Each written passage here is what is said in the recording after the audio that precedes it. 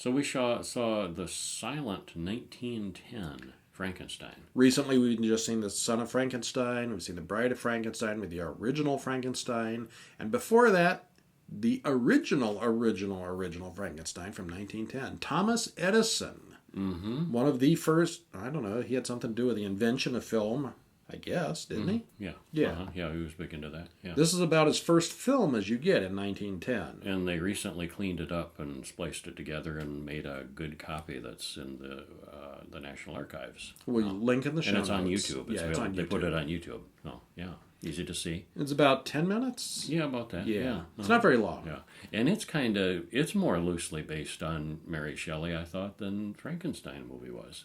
Roughly the same amount, probably. Yeah, kind of So loosely. it's not super great quality, but considering it's like It's one of still the grainy oldest and- movies that there is, it's pretty good. From 1910, 109 years ago now. This Yeah, was the that's cool. first filmed version of Frankenstein, created by Thomas Edison in 1910.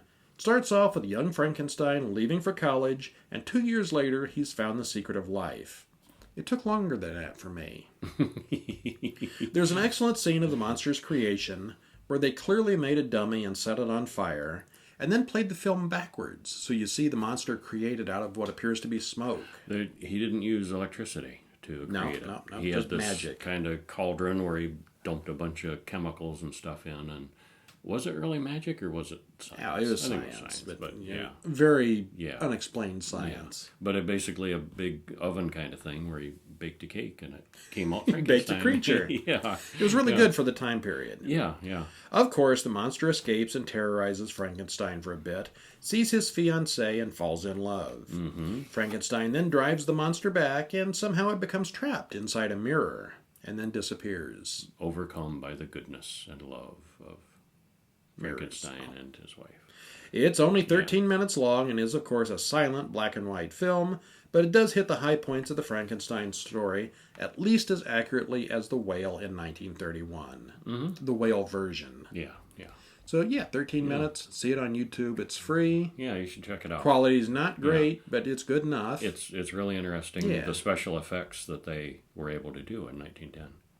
Yeah. It was pretty cool. One of the first films had special effects. Yeah. And the creature is kind of neat. You can see the creature very clearly, and he's not anything like Boris Karloff. Doesn't look like Boris Karloff. But it's a neat creature. Yeah, it is.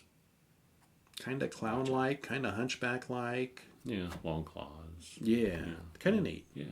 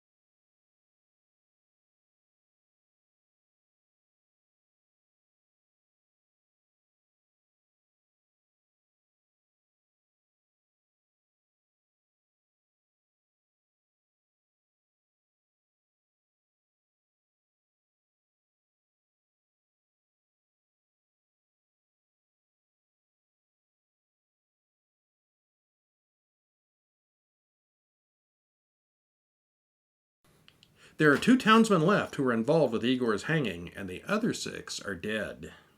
Coincidence? I think No. not. Frankenstein finally has it all figured out, and they turn on the generators. They hook up the jumper cables and start cooking. The monster doesn't wake up, and Wolf declares it a failure.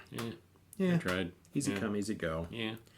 Elsa tells Inspector Crow that her husband spends all this time in the laboratory, which Crow doesn't like. Peter then comes in and says he was napping until a nice giant woke him up. Crow looks aghast. Wolf excuses himself in a hurry. Oh boy, does he. Yeah, that's a pretty amusing scene. As he's got to check on Realizes something. That, oh no. Oh, no. It did work. The monster's awake. Not surprisingly, the monster is gone. The monster sneaks up on him, and they spend a lot of time admiring each other in a mirror. Igor comes in and calms his friend. Later, Igor gets the monster to kill a man in the countryside.